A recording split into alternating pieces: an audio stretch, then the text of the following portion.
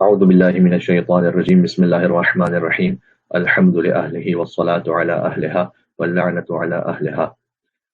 Round table دینیات class friends forum Karachi کی request پر یہ ویڈیو ریکارڈ کی جا رہی ہے، اور آج کی گفتگو کا موضوع مولا کائنات امیر المومنین علی بن ابی طالب علیہ الصلوۃ والسلام ہے۔ اللہم صلی علی محمد وآل محمد۔ عظمت امیر کائنات فلک جناب بو تراب مولا غدیر، آپ سے گزارش ہے کہ ایک اور صلوات بھیجیں محمد وآل محمد پر۔ اللہم صلی علی محمد وآل محمد۔ مجھ سے کہا گیا تھا کہ 15 منٹ کی گفتگو ریکارڈ کی جائے، اور اس 15 منٹ کے لیے میں 3 دن تک یہ سوچتا رہا کہ مولا کائنات کے بارے میں کیا کہا جائے 15 منٹ میں، یعنی جس کی ولادت کعبے میں ہوئی ہو اور جس کی شہادت مسجد میں ہوئی ہو۔ یہ سفر ہے مولا کائنات کی زندگی کا۔ 13 رجب المرجب 30 عام الفیل دنیا میں تشریف لائے، 21 رمضان المبارک سن 40 ہجری دنیا سے تشریف لے گئے، اور جب دنیا میں تشریف لائے اس وقت بھی سجدہ کیا، جب دنیا سے تشریف لے گئے تو حالت سجدہ میں ضربت لگی، اور سجدے کے درمیان یعنی 2 سجدوں کے درمیان مولا کائنات کی زندگی ہے۔ جب ہم نماز میں سجدہ کرتے ہیں پہلا، اس کے بعد دوسرا سجدہ کرتے ہیں، تو درمیان میں استغفر اللہ ربی واتوب الیہ کہتے ہیں۔ علی کی زندگی 2 سجدوں کے درمیان ہے، درمیان کا جو وقفہ ہے وہ استغفار ہے، یعنی مکمل معصوم ہے علی ابن ابی طالب علیہ السلام، سبحان اللہ۔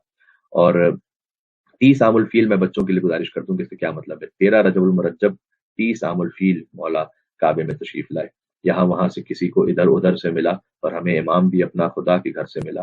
یہ سعادت سوائے علی ابن ابی طالب علیہ السلام کو اور کسی کو حاصل نہیں ہو سکی کہ وہ ولادت ان کے کعبے میں ہوئی۔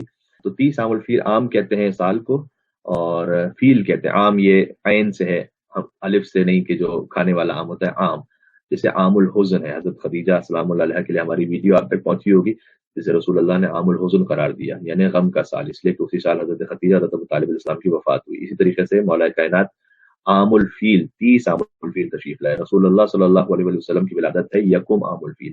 فیل کہتے ہیں، سورہ فیل سے آپ واقف ہیں، ہاتھی کو۔ جس سال ہاتھی والا واقعہ پیش آیا تھا، جب ابرہا نے خانہ خدا کو مسمار کرنے کی کوشش کی تھی، اور ابابیلوں نے جو حکم خدا سے آئی تھی اس ہاتھی والے لشکر کو تباہ و برباد کر دیا تھا۔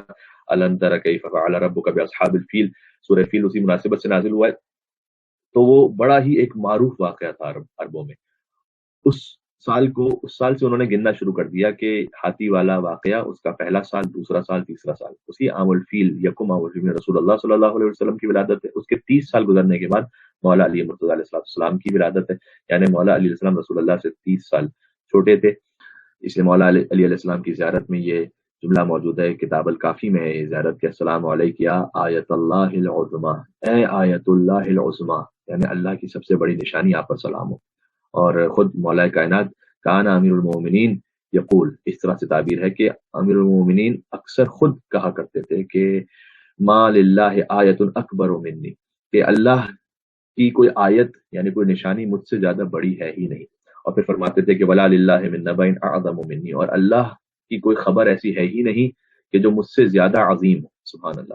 سوائے رسول اللہ صلی اللہ علیہ وآلہ وسلم کے مولا علی علیہ السلام تمام انبیاء سے افضل ہیں، اور بلکہ اس پہ احادیث بھی موجود ہیں، میں ایک حدیث پیش بھی کروں گا کہ بکھرے ہوئے اوصاف نبیوں کے تمام یکجا کیے جائیں تو علی بنتا ہے۔ یہ جو شعر ہے یہ ایک حدیث پر ہے، کیونکہ تمام انبیاء کے جو الگ الگ اوصاف ہیں وہ سب ملا کر علی ابن ابی طالب علیہ السلام میں جمع ہو گئے ہیں۔ ایک حدیث آپ نے مشہور سنی ہوگی کہ اگر آدم کا علم دیکھنا ہو یا نوح کا عزم دیکھنا ہو، ابراہیم کی خلت، موسیٰ کی ہیبت، عیسیٰ کا تقویٰ، رسول اللہ صلی اللہ علیہ وسلم کا جمال، تو اسے چاہیے کہ چہرہ مبارک علی بن ابی طالب علیہ السلام کو دیکھے۔ لیکن یناب المودہ باب 56 اور صفحہ نمبر 255 پر، جو اہل سنت برادران کی کتاب ہے، شیخ سلیمان قندوزی حنفی نے اس کتاب کو لکھا، وہ اس حدیث کو اور مزید تفصیل کے ساتھ بیان فرماتے ہیں کہ حضور نبی کریم صلی اللہ علیہ وسلم نے ارشاد فرمایا کہ من اراد ان یرا الی اسرافیل فی ہیبتہ، جو دیکھنا چاہتا ہے اسرافیل جو قیامت کا سور پھونکیں گے، وہ بہت ہیبت ناک ہے، تو جو اسرافیل علیہ السلام کو ان کی ہیبت میں دیکھنا چاہے، وَإِلَى مِيكَائِيلَ فِي رُتْبَتِهِ، اور جو حضرت میکائیل جو رزق تقسیم کرنے والے ان کے رتبے کو دیکھنا چاہے، وَإِلَى جِبْرَائِيلَ فِي جَلَالَتِهِ، اور جو حضرت جبرائیل کو ان کی جلالت اور عظمت میں دیکھنا چاہے، وہ قرآن کی وحی کو لے کر آتے تھے، وَإِلَى آدَمَ فِي عِلْمِهِ، اور جو آدم علیہ السلام کو ان کے علم میں دیکھنا چاہے، وَإِلَى نُوحٍ فِي خَشْيَتِهِ، اور جو نوح علیہ السلام کی خشیت خوف خدا کو دیکھنا چاہے، وَإِلَى إِبْرَاهِيمَ فِي خُلَّتِهِ، اور جو حضرت ابراہیم کی خلت جو خلیل اللہ تھے انہیں دیکھنا چاہے، وَإِلَى يَعْقُوبَ فِي حُزْنِهِ، اور حضرت یعقوب علیہ السلام کو جو حزن تھا اس حزن کے کمال کو دیکھنا چاہے ایک ہی شخصیت میں، وَإِلَى یوسف فی جمالی، اور حضرت یوسف علیہ السلام کا حسن و جمال تھا اسے دیکھنا چاہے، وَإِلَى موسیٰ فی مناجاتہ، اور حضرت موسیٰ علیہ السلام کی مناجات کو دیکھنا چاہے، وَإِلَى ایوب فی صبرہ، اور حضرت ایوب علیہ السلام کو ان کے صبر میں دیکھنا چاہے، وَإِلَى یحییٰ فی زہدہ، اور جو حضرت یحییٰ کو ان کے زہد میں دیکھنا چاہے، وَإِلَى عیسیٰ فی عبادتہ، اور حضرت عیسیٰ علیہ السلام کو ان کی عبادت میں دیکھنا چاہے، وَإِلَى یونس فی ورعہ، اور حضرت یونس علیہ السلام کو ان کے تقوی و ورع میں دیکھنا چاہے، وَإِلَى محمد صلی اللہ علیہ وآلہ وسلم فی حسبہ وخلقہ، اور جو حضرت محمد صلی اللہ علیہ وآلہ وسلم کے حسب اور کمالات اور ان کے اخلاق کو دیکھنا چاہے، فَلْيَنْظُرْ إِلَىٰ عَلِيٍّ، اسے چاہیے کہ چہرے مبارک علی ابن ابی طالب علیہ السلام پر نگاہ کر لے۔ سبحان اللہ، یعنی یہ تمام صفات جمع ہو جاتی ہیں ایک علی ابن ابی طالب علیہ السلام میں، کہ یقیناً رسول اللہ صلی اللہ علیہ وآلہ وسلم نے بھی یہ تمام صفات جمع ہیں، لہٰذا وہ مولا کائنات کے بھی امام اور مولا ہیں، لیکن بعد از رسول اللہ امیر المومنین ہی افضل ہیں، مذہب امامیہ کا عقیدہ ہے۔ اب جب اتنے عظیم الشان علی ہیں تو ہمارا کیا فرض بنتا ہے اس معاملے میں کہ ہم کیونکہ ان کے ماموم ہیں اور ہم مقتدی ہیں اور وہ امام ہیں اور ہمارے آقا اور مولا ہیں۔ دیکھیں، سب سے پہلی بات تو یہ کہ شیخ طوسی نے امالی میں اس بات کو لکھا ہوا ہے ان کی کتاب میں کہ حق علی علی الناس حق الوالد علی ولدہ، علی کا حق انسانوں پر ویسا ہے جیسے باپ کا حق بچوں پر ہوتا ہے، تو گویا علی باپ کی طرح ہے اس امت کے لیے، پورے روحانی باپ، انا و علی ابوا هذه الامہ، میں اور علی اس امت کے دو روحانی باپ ہیں۔ اور خاص مولا کا حق یہ حدیث میں بیان کیا گیا کہ ویسا ہے کہ جیسے ایک اولاد پر فرض ہوتا ہے باپ کے لیے کہ وہ اس کا احترام کرے، تقسیم کرے، اطاعت کرے، یہ تو ایک مثال دی گئی ہے، ورنہ علی کا حق ماں باپ سے بھی زیادہ فرض ہے۔ خود علی ابن ابی طالب علیہ السلام کی جو زندگی تھی، مولا کی کنیز تھی، شہادت جب مولا کی ہو گئی تو پوچھا گیا کہ آپ نے مولا علی کے گھر میں زندگی گزاری ہے، تو یہ بتلائیے کہ علی کے گھر کا معمول کیا تھا۔ رجب اور شعبان اور رمضان تینوں عبادت کے مہینے ہیں، تو وہ کس مہینے میں سب سے زیادہ عبادت کیا کرتے تھے؟ اس وقت اس کنیز نے جواب دیا کہ تم رجب و شعبان اور رمضان کی کیا بات کرتے ہو، میں نے تو علی کے رمضان اور شوال میں بھی کوئی فرق محسوس نہیں کیا۔ سبحان اللہ۔ اور علی کے لیے ہر مہینہ ہی گویا رمضان کا مہینہ تھا، اور ایک روایت اس سے ملتی ہے کہ یوں بیان کیا کہ میری ساری زندگی گزر گئی، میں نے کبھی دن میں علی کے لیے کھانا نہیں لگایا اور کبھی رات میں علی کے لیے بستر نہیں بچھایا۔ سبحان اللہ، یعنی یہ کہ ہمیشہ دن بھر روزہ رکھا، ہمیشہ رات بھر عبادت کی۔ تو اور اسی لیے آج 1441 ہجری کا رمضان مبارک اب بھی فکر بشری ہماری عقلی سوچنے سے عاجز ہے کہ کیا کما حق ذات علی ابن ابی طالب علیہ السلام کے بارے میں بیان کیا جب قیامت تک ہم عاجز رہیں گے۔ اس انسان کو کیسے سمجھا جا سکتا ہے کہ اس کو سمجھنے کے لیے کوئی اور مثال ہی موجود نہ ہو۔ تو خلیل جبران سے ایک بات نقل کی جاتی ہے کہ اس نے کہا تھا کہ مولا علی علیہ السلام کے جب ہم کلمات کو دیکھتے ہیں، دیکھیں ہر انسان وہ پہچانا جاتا ہے پھر اس کے آثار سے۔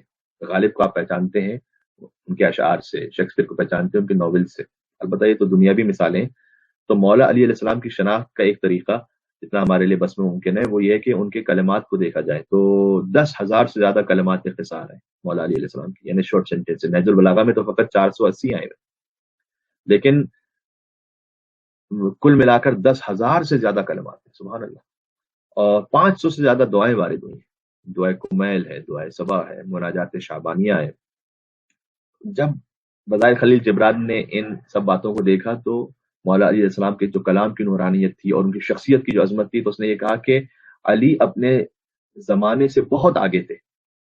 کچھ لوگوں کے لیے کہا جاتا ہے نا کہ وہ اتنا زیادہ ٹیلنٹڈ ہیں کہ زمانہ پیچھے ہے اور وہ اپنے زمانے سے کافی آگے ہیں، کوئی اپنے زمانے سے کہتے ہیں 10 سال آگے ہیں، 20 سال آگے ہیں۔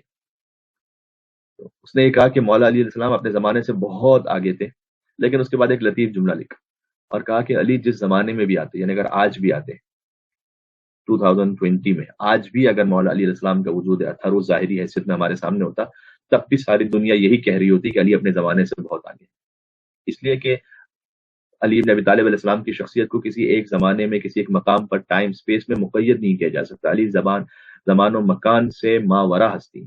تو ایک بات تو ہمیں سمجھنی پڑے گی کہ لا یقاس بنا احد، اہل بیت علیہ السلام نے فرمایا ہے کہ ہم سے کسی اور کا قیاس نہ کیا کرو، کوئی بڑے سے بڑا عالم، فقیہ، آیت اللہ، کوئی بڑے سے بڑا مجتہد ہو، اور کوئی سائنٹسٹ ہو، کوئی بڑے سے بڑا ڈاکٹر ہو، پی ایچ ڈی اسکالر ہو، یہ بھی نہیں کہا جا سکتا کہ وہ امام علیہ السلام کا تو مقام بہت بلند ہے اور وہ دیکھیے کہ اس سے کچھ نیچے مثال کے طور پر یہ ہستی ہے نا کچھ نیچے کی بات، یہاں کمپیریزن کی بات ہی نہیں ہے. لا یقاس بنا احد، ہم سے کسی اور کا قیاس ہی نہ کرو. مولا کائنات کے آثار ہم، ایک ذمہ داری ہماری بنتی ہے کہ ہم پڑھیں انہیں، دعاؤں کو دیکھیں، مناجات کو دیکھیں، کلمات قصار. میں آپ کے سامنے کچھ عرض کرتا ہوں تاکہ ہم نصیحت بھی حاصل کر سکیں. مولا کائنات نہج البلاغہ سے پیش کر رہا ہوں کہ اے جبو لحاظ الانسان، یہ انسان کتنا عجیب ہے کہ ینظر بشحم ویتکلم بلحم ویسمع بعظم، یہ چربی سے دیکھ رہا ہے اور گوشت سے بول رہا ہے. آنکھوں میں جو ہے وہ چربی ہوتی ہے در حقیقت، گوشت ہے زبان، گوشت سے بول رہا ہے. ویسمع بعظم، کانوں میں ہڈی ہوتی ہے، اور پھر بھی اتنا اکڑ رہا ہے. دیکھیں ایک کلام ہے، مختصر سا کلام، اس میں کتنی جامعیت اور کتنی گہرائی اور کتنی معنویت ہے. اگر انسان اس ایک کلام کو سمجھ لے تو زندگی بھر کو بدل دینے کے لیے کافی ہے. کہیں فرمایا کہ لوگوں کے ساتھ ایسے میل جول رکھو کہ اگر تم مر جاؤ تو یہ تم پر گریا کریں، اور جب تک زندہ رہو تو تمہاری دیدار کے مشتاق رہیں. حسن معاشرت کے لیے کتنا خوبصورت جملہ ہے. پھر کہیں فرمایا کہ اے فرزند آدم، جب گناہوں کے باوجود پروردگار تمہیں مسلسل نعمتیں عطا کرتا رہے، یعنی ہم گناہ کرتے جا رہے ہیں، اللہ نعمتیں دیتا جا رہا ہے، تو ہوشیار ہو جاؤ، اس کی اچانک پکڑ سے ڈرو. پھر کفران نعمت اس حد تک نہ پہنچ جائے کہ پھر اللہ اچانک ایسے پکڑ لے کہ جو ساری عزت اور رسپیکٹ تھی وہ ختم ہو جائے. پھر اگر کسی نے کہا کہ مولا مجھے نصیحت فرمائیے، تو یہ کہا کہ لا تکم ممن یرجو الآخرۃ بغیر العمل ویرجی التوبۃ بطول العمل یقول فی الدنیا بقول الزاہدین ویعمل فیہا بعمل الراقدین ان اعطی منہا لم یشبع وان منع منہا لم یغنی. دیکھو خبردار ان لوگوں کی طرح نہ ہو جانا کہ جو بغیر عمل کے آخرت کی امید رکھتے ہیں. لا تکم ممن یرجو الآخرۃ بغیر العمل ویرجی التوبۃ بطول العمل، اور توبہ کو طول زندگی کا بہانہ بنا کر، آرزوؤں کو طولانی کر کے توبہ کو ملتوی کرتے رہتے ہیں. یقول فی الدنیا بقول الزاہدین، اور دنیا میں باتیں تو زاہدوں جیسی کرتے ہیں، یعنی کہ ہمارا دنیا سے کوئی تعلق نہیں. ویعمل فیہا بعمل الراغبین، لیکن کام سارے وہ کرتے ہیں جو دنیا داری کے کام ہوتے ہیں. ان اعطی منہا لم یشبع، جب اللہ انہیں عطا کرتا ہے تو وہ کبھی بھی سیراب نہیں ہوتے، یعنی جتنا بھی انہیں اللہ دیتا جائے وہ ہمیشہ یہی کہیں گے کہ ہمارے پاس تو بہت کم ہے، پورا نہیں ہوتا. وہ شکوہ کرتے رہتے ہیں، انہیں پورا نہیں ہوتا. وَإِن مُنِعَ مِنْهَا لَمْ يَقْنَعْ، اور اگر ان سے روک لیا جائے تو پھر قناعت بھی نہیں کرتے. یعجز عن شکر ما ہوتی، اور جتنا اللہ عطا کرتا ہے اس کا شکر ادا کرنے سے بھی عاجز ہے. اب آپ سوچیے یہ مولا کائنات کے کلمات ہیں. ہے کوئی کسی صدر اسلام کی ہستی میں اور اصحاب کرام، کیا ان کا کوئی کلام ایسا ملتا ہے کہ جو اتنا زیادہ عمیق، گہرا، با اثر ہو؟ حتیٰ یہ کہ ابن ابی العدید معتزلی نے مولا کائنات کے خطبے کے بارے میں لکھا ہے، موت کے بارے میں اور سورہ تکاثر پر جو انہوں نے خطبہ ارشاد فرمایا.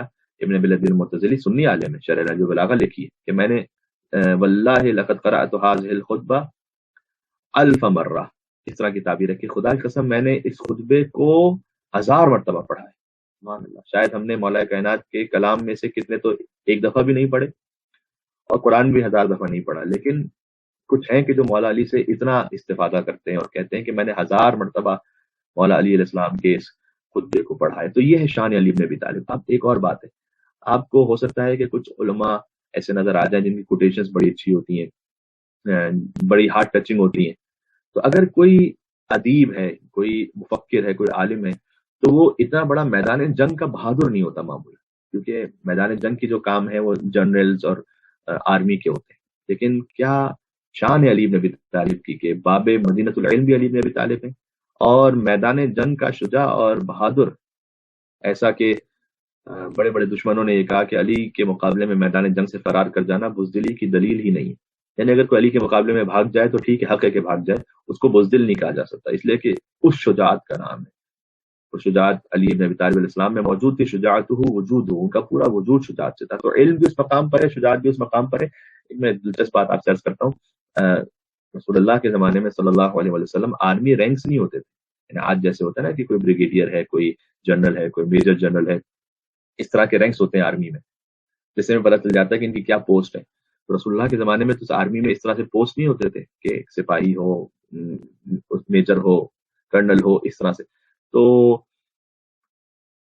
دیکھا کیسے جاتا تھا کہ کون سب سے بڑا سپاہی اور کون سب سے بڑا مجاہد ہے. اس زمانے میں جو جسم پر لگنے والے زخم ہوتے تھے وہ میڈلز ہوتے تھے، یعنی کس کے جسم پر کتنے زیادہ زخم لگے ہوئے میدان جنگ میں، اس کا مطلب ہے کہ وہ اتنا قلب لشکر میں موجود ہے. اور ہمارے سب سے زیادہ جو زخم تھے وہ علی بن ابی طالب کے جسم مطہر پر. اتنے زخم ہونے کے باوجود بھی اس شجاع کا نام ہے علی بن ابی طالب کہ نہ کبھی علی میدان سے فرار کرتے ہیں اور نہ کبھی فرار کرنے والے کا پیچھا کرتے ہیں. سبحان اللہ.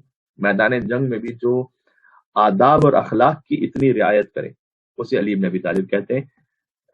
جب عمر ابن عبدود کی بہن جیسے مولا علی علیہ السلام نے جنگ خندق میں نار کیا تھا، جب وہ آئی تو اس نے بھی آ کر یہ کہا کہ اپنے بھائی کی لاشے پر کہ میں آئی تھی رونے کے لیے، لیکن مجھے تیرے لاشے کی کیفیت کو دیکھ کر یہ لگ رہا ہے کہ بس تجھ پر ایک ضربت اور وار کیا گیا ہے، چونکہ وہ فساد فی الارض کا مرتکب ہو رہا تھا تو اس پر وار تو کیا گیا، لیکن اتنا اخلاق اور تمیز سے گویا تجھے مارا گیا ہے کہ میں سمجھ گئی ہوں کہ تیرا قاتل کوئی انتہائی شریف النفس انسان ہے. اس زمانے میں مسئلہ کر دیا جاتا تھا، کلیجہ چبایا جاتا تھا، کہ جیسے حضرت حمزہ کا کلیجہ ہندا نے چبایا، اور جگر چاک کر دیتے تھے، کان کاٹ دیتے تھے، ناک جدا کر دیتے تھے، ہاتھ پیر کاٹ دیتے تھے. مولا علیہ السلام نے تو ایسا کچھ بھی نہیں کیا تھا. اس نے کہا کہ میں سمجھ گئی ہوں کہ تیرا قاتل کوئی بہت شریف النفس انسان ہے جو میدان جنگ کو بھی مدرسہ بنا دے، درسگاہ اور تعلیم گاہ بنا دے، اسے کہتے ہیں علی بن ابی طالب علیہ السلام. پھر جب ان کی توحید کا بیان دیکھیں، یعنی اب ہو سکتا ہے کہ کوئی میدان جنگ میں بڑا بہادر ہو، لیکن جب آپ اس سے الہیات اور توحید کے بارے میں اور اصول دین اور فروع دین کے بارے میں پوچھیں، کہیں گے میری تو یہ فیلڈ نہیں ہے، مجھے نہیں پتا. کہ جب آپ علی بن ابی طالب علیہ السلام کی توحید کے بیان کو دیکھتے ہیں تو سبحان اللہ کیا کہنا. میں آپ سے کہتا ہوں کہ جب غصب خلافت ہوئی اور مولا علی کا حق غصب کیا گیا 25 سال تک، اس وقت بھی جتنا دین بچ گیا وہ مولا کائنات کی مرہون منت تھا. اگر علی بن ابی طالب نہ ہوتے اور ان کی مدد نہ ہوتی دین کو بچانے میں، غصب خلافت سے وہ ہرگز راضی نہیں تھے، لیکن اللہ کے دین کو بچانے کے لیے جو انہوں نے مدد کی اور کچھ مشورے دیے، اگر وہ نہ ہوتا تو سب کچھ دین، اصل دین ہی ختم ہو چکا ہوتا.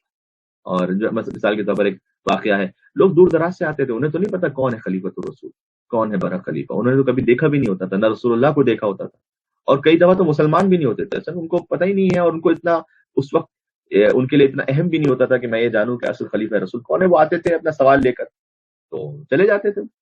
اب جب جو مسند خلافت پہ بیٹھا وہ اس کے پاس چلے گئے. تو پہلی خلافت کا واقعہ ہے کہ مثلا کسی نے آ کر یہ پوچھا، لوگ یمن سے آتے تھے، شام سے آتے تھے، دور دراز کے علاقوں سے، تو کسی نے آ کر پوچھا کہ یہ بتاؤ کہ خدا کہاں ہے؟ اس نے جواب دیا کہ خدا عرش پر ہے. اس کا مطلب ہے کہ فرش پر نہیں، تو بس فرش پر گناہ کرو تو ٹھیک ہے، کیونکہ وہ دیکھنے والا نہیں.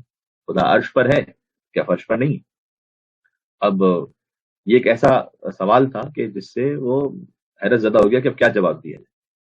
تو وہاں پر کچھ ہوتے تھے مولا علی کے چاہنے والے کہ جو ایسوں کو پھر مولا علی کے پاس لے کر آیا کرتے تھے، سلمان ہو، حضرت قمبر ہو، مقداد ہو، ہمارے یاسر ہو.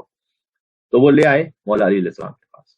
مولا علی علیہ السلام نے اسے مثال دی اور کہا کہ آنکھ کو روشن کیا. جب آنکھ روشن ہو چکی تو مولا علیہ السلام نے کہا کہ یہ آنکھ کس جگہ سے گرم ہے، کیا اوپر سے گرم ہے یا نیچے سے گرم ہے یا سائڈ سے؟ اس نے کہا کہ آنکھ تو ہر جگہ سے گرم ہوتی ہے.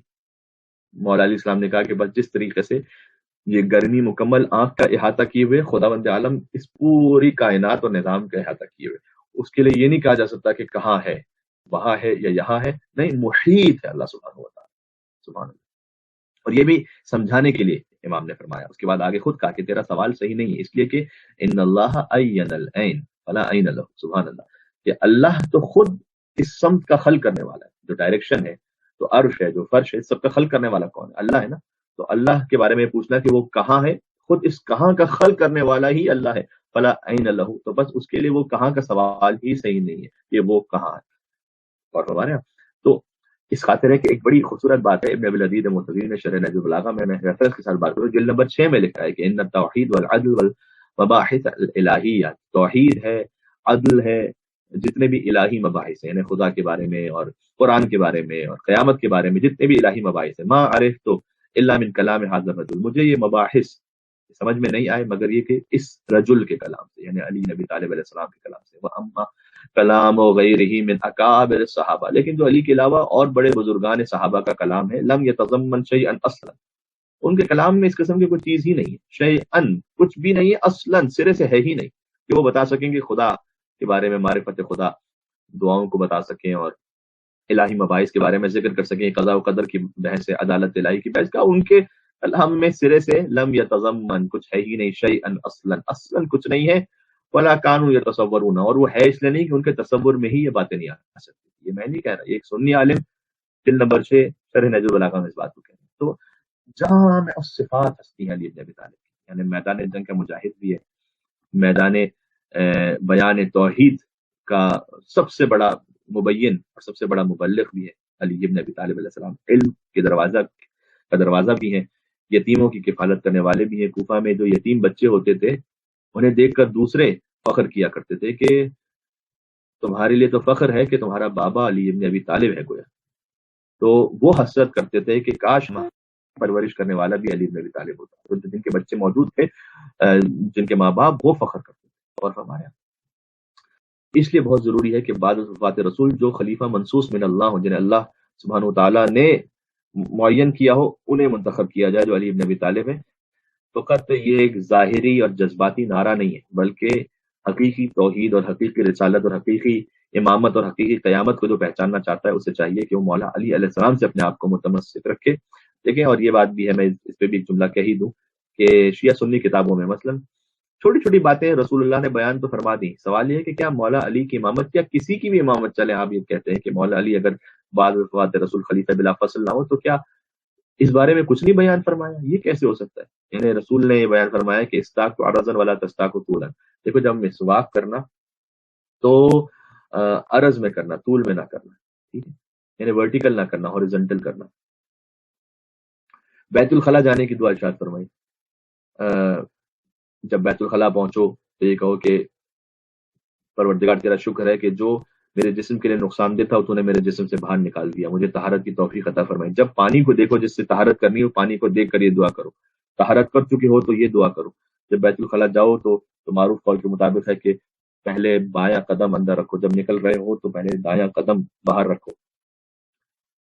آئینہ دیکھو تو دعا پڑھو، اللہم کما حسنت خلقی فحسن خلقی، پروردگار جیسے تو نے میرا چہرہ، میری خلقت حسین بنائی ہے، ویسے ہی میری اخلاق کو بھی حسین بنا دے۔ یہ آئینہ دیکھ کی دعا، تو آئینہ دیکھ کر یہ دعا پڑھو، جب چپل پہنو تو وہ دعا پڑھو، بیت الخلاء جاؤ تو یہ دعا پڑھو، مسواک کرو تو ایسے کرو۔ اتنی ڈیٹیل جس مذہب میں بیان کی گئی ہے، اس مذہب میں یہ نہیں بیان کیا گیا کہ رسول اللہ کے بعد خلیفہ کسے مانو، یہ کیسے ممکن؟ اب کوئی آنکھیں چراتا رہے من کن تو مولا فہذ علی مولا سے، تو کیا کہا جائے؟ رسول اللہ نے تو کھل کے بیان کر دیا تھا سوالات کے مجمع میں۔ اور اب تو بہت سے ہمارے اہل سنت علماء بھی یہ کہنے لگے ہیں کہ من کن تو مولا فہذ علی مولا، رسول اللہ نے ارشاد فرمایا تھا، البتہ وہ اب تک وہ مولا کی اس کیفیت میں نہیں پہنچے کہ مولا سے مراد امام ہے۔ خیر، اللہ سب کو توفیق عنایت فرمائے۔ مولا علی کو ضرورت نہیں کہ دنیا انہیں امام مانے، علی دنیا سے بے نیاز ہے، یہ دنیا کی ضرورت ہے، یہ مسلمان کی ضرورت ہے کہ وہ انہیں اپنے آقا اور مولا مانے۔ دیکھیں بہار الانوار جلد نمبر 38 میں حدیث موجود ہے کہ مثل علی فی هذه الامہ کمثل الکعبہ، علی کی مثال اس امت میں کعبے کی مثال۔ کعبہ خود چل کر نہیں آتا کہ آپ حج کیجیے، آپ کو جانا پڑتا ہے وہاں پر کہ آپ کعبے کا طواف کریں۔ تو علی ہمارے محتاج نہیں ہے، ہم علی کے محتاج ہیں۔ تو فرمایا حضور نے کہ اس امت میں علی کی مثال ویسی کہ جیسے کعبے کی مثال ہے، الکعبۃ المستورہ النظر الیہا عبادت، کہ جس کی طرف نگاہ کرنا بھی عبادت ہے، کعبے کو بھی دیکھنا عبادت ہے، اور مولا علیہ السلام کو بھی دیکھنا عبادت ہے۔ والحج الیہا فریضۃ، اور علی کا ارادہ کرنا اور علی کے گرد گویا طواف پوری انسانیت کرے، یہ فرض ہے۔ علی کا حج فرض ہے، یعنی کیا؟ علی کا قصد اور ارادہ کہ علی کی طرف جائیں اور انہیں اپنا امام اور پیشوا مانے، یہ فرض ہے۔ مولا علی علیہ السلام کو ضربت لگی 19 رمضان المبارک کو نماز فجر کے دوران حالت سجدہ میں، اور اس وقت میرے مولا نے خاک مسجد کوفہ کو اٹھایا اور اپنے سر پر رکھا اور فرمایا کہ منہا خلقناکم وفیہا نعیدکم ومنہا نخرجکم تارۃ اخری۔ یہ بھی قرآن کی آیت پڑھی اس عالم میں کہ جب سر پہ شدید ضربت لگی ہو کہ مغز دو پارا ہو چکا تھا، علی نے اس وقت بھی قرآن کی آیت پڑھی، خاک کو سر پر رکھ کر کہا کہ منہا خلقناکم، اسی مٹی سے خلق کیے گئے، وفیہا نعیدکم، اور اسی میں پلٹائے جائیں گے، ومنہا نخرجکم تارۃ اخری، اسی سے دوبارہ اٹھائے جائیں گے۔ اور نماز کے بعد سجدے میں سر رکھ کر مولا کائنات نے فرمایا تھا کہ اے پروردگار، اگر قیامت میں انبیاء و مرسلین اور اولین اور آخرین جب جمع ہوں تو ان کے سامنے گواہی دینا کہ علی نے تیری عبادت میں کبھی کوئی کمی یا کوتاہی نہیں کی۔ سبحان اللہ۔ آپ خود محسوس کر سکتے ہیں کہ انسان کسی اور وادی اور دنیا میں چلا جاتا ہے کہ جتنا کہتا جائے مولا علی کے بارے میں اور جتنا سنتا جائے اور سمجھتا جائے اور سوچتا جائے، اور ضرورت ہے اس بات کی کہ مولا علیہ السلام کا ذکر بار بار ہو۔ لیکن علی کا جو ذکر ہے وہ فقط تعلیم کا حصہ نہیں ہے، وہ تربیت کا بھی حصہ ہے۔ تعلیم و تربیت دو چیزیں ہوتی ہیں۔ تعلیم کا مطلب ہے ایجوکیشن، تعلیم اگر ایک دفعہ کسی کو دے دی جائے تو شاید وہ کافی ہو جائے، لیکن تربیت ایک دفعہ میں کافی نہیں ہوتی. یعنی کیا؟ مثلا آپ کو سکھا دیا جائے کہ 2+2 4 ہے، اب ایک دفعہ سکھا دیا جائے تو وہ کافی ہوگا، یہ تعلیم ہے.